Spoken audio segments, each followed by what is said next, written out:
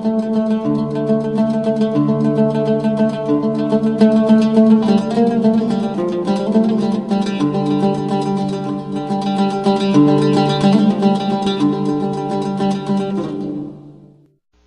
1:1, and that man Job was blameless and upright, one who feared God and turned away from evil. Upright, abstract. What's it mean? Let's get away from the abstract. Let's go to the concrete. This is another way, and I was talking about this a little bit earlier, is one of the best ways to understand a Hebrew word is to look how it's used in other places. Now look at Psalms 5:8. Lead me, O Lord, in thy righteousness because of my enemies. Make thy way straight before me. Same word. It's just the translators translate it differently. For some reason they didn't like, and that man Job was blameless and straight. Well, that's obvious. In our culture, that doesn't mean anything. So they had to translate it into a way that you would understand it. So unfortunately, they took away its Hebraicness and inserted a Greek abstract so you can understand it. Just the fact that all of you are here, traveled a mile, 100 miles, doesn't matter. The reason that you are here is because you're thinkers, right? You guys can think. You don't need a translator to baby you and fill in the potholes of the text.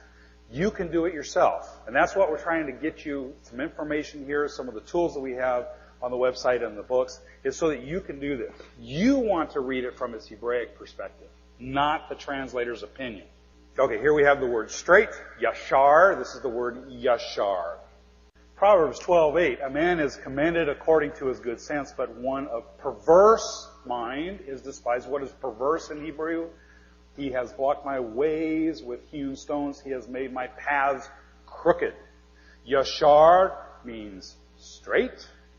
And this word avah means crooked. And these two words are also used oftentimes as antonyms. To be straight or to be crooked. Okay, here we have at the top the parent root yad. We were talking earlier about the rain. Actually, this is the word that also has the meaning of rain, to flow rain. The first letter is the yod, which is the picture of the arm. Everybody see that there? And this word means to throw. That's what that letter literally means. The second one is the head of a man. It means the head. Or it can also just represent man himself. So when you jam these two letters together, you have the throwing of a man. From that parent root, we get the child root yara. Yara means to throw.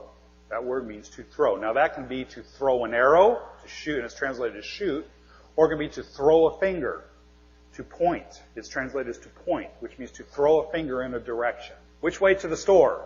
That way. Throwing the finger. From the child root yara, we get two words. The first one is the word more. But you'll see the child root here. When you prefix the mem to create a noun, the yud changes to a vav and we have the word more. What does more mean? Teacher. He is one who points the finger, throws the finger. What's the bottom word there? Torah. It is the way that the teacher is pointing out. That is the Torah. More can also be an archer. An archer, one who throws an arrow. What would Torah be in that context? The arrow. It's what is thrown.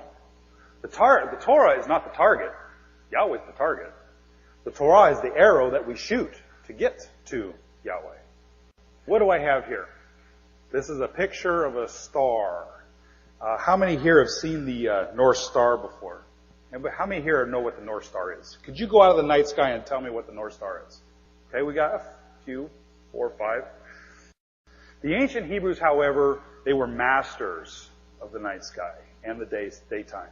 The sun, the moon, the stars, they were their guides to the seasons, the guides to when to plant. They were the guides to everything. The North Star, although 3,000 years or 4,000 years ago, it wouldn't be the same star we have now, but there would have been the North Star. The North Star, if you look up at the sky, you see all the stars. And you've probably seen a time-lapsed photograph of the stars, and there are all these streaks going like this. Okay, a time-lapse where let's say you keep the shutter open for an hour, and they're all streaks. Well, because of the rotation of the Earth, the sky, the stars spin around. The direction north, where the axis of the Earth is, it stays stationary. Everything revolves around that point. Well, the North Star is right there, so it never moves. You can go out there at night, And it's right there. It's always there. So you know the direction north, as long as it's not cloudy. You know the direction north. So the North Star is used by ships and people on the land to guide them. Okay, the top one there is the word hal. It's the hay with the lamed. The hay means to wow. Look at that. That's what this letter is saying. Look.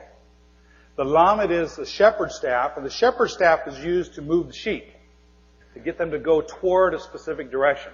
So we've got look toward. It means to look toward something. This is the parent root. The child root, formed by adding the other lamed, that's the word hallel. We usually translate it as to praise. But hal literally is the North Star. It's the guiding star. It's the star that guides you on your way, your journey, the thing that you look at. Hallel, we translate as praise. Praise is an abstract, but what it literally means is look to the one who's the shining light that's going to lead you and guide you. This is the Hebraic understanding of the word Hallel. It's not praise Yah. It's the one who shines who will lead you. Yah is the one who shines that you look towards that's going to lead you. Now we have a little bit different understanding. Ahal is another child root from the word hal, or ohel. Ohel is the Hebrew word for tent. Now you're that shepherd, you've been out for days, walking your sheep. You're tired, you're hungry, you're cold, it's dark. You haven't seen your family in days. Anybody here ever been hiking out at night, say up on a mountain, and you see a campfire miles off in the distance? Did that one time. I saw that one time. The connection was amazing. Just know there's somebody there. They may be miles away, but I can see their light. And if I needed them, I could get to them. Imagine that shepherd who's coming home at night. It's dark, tired, cold, hungry, and he sees the campfires of his camp. Can you imagine the feeling that he's going to have? The Hebrews were very emotional people. We hide our emotions in our culture. Feelings that you get. This is what the Hebrews would understand with the word ohel. It's not just a tent. It is the place where you receive comfort, where you receive love, food, all of these things. For you shall worship no other God, for the Lord, whose name is jealous, is a jealous God. Interesting name for a God, jealous. This is in my book, His Name is One. One of the chapters deals with this idea of being jealous. We're going to look at it briefly here. In the Hebrew, that's the word kana. This is the parent root at the top, the two letters, the kuf and the nun. The kuf is a picture of the sun setting, and if you notice when the sun sets behind the horizon, all the light kind of condenses down there and it gets dark around. It has this idea of condensing. The nun is a picture of a seed. We talked about it earlier. When you put these two together, you have the bringing together of the seeds, or bringing together for the seeds, and it means a nest. And what does a mother chick do, or mother bird? She goes around and gathers all the materials, brings them in, and builds a nest for her children, her eggs. The next word is the word kana, and that word means to construct, like to construct a nest. The next one is kun. Kun is translated as the spearhead. What's that got to do with birds?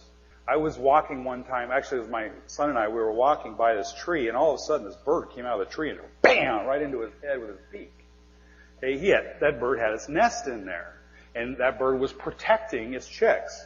So think of a spearhead as the bill of a bird that's used as a weapon. The last one is the kane. Now this word means to protect, to guard, just like the bird does with its nest. The translators translate it though as jealous. I don't really like that. It can mean that. There is places in the context of Scripture where it does have the meaning of a husband who is angrily jealous of something. But usually in the context of this, it's to guard and to protect. God is not just a jealous God. God is the one who guards and protects and defends His children in His nest from the enemy. What the? Haketz. That means the end.